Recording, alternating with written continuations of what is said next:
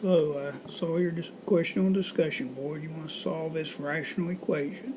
Well, first thing you need to determine is the LCD. Each denominator is different, and so the LCD is the product of the denominators. Next, you multiply each side by the LCD. So I take each side of the equation and I multiply it by LCD, which I can put over 1.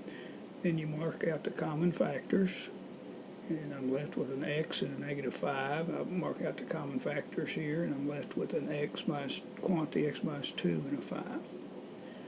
By multiplying by LCD, it clears out the fractions. Now it's just a linear equation. So that's negative 5x, distribute the 5, that'd be 5x minus 10. Then I need to get my variables on one side, so I subtract 5 from each side, 5x from each side. That's a negative 10x equal negative 10. Divide each side by negative 10, I get a nice answer of 1. And you can check that answer, if you put 1 back into the original equation, it does work out to be true. I hope that helps.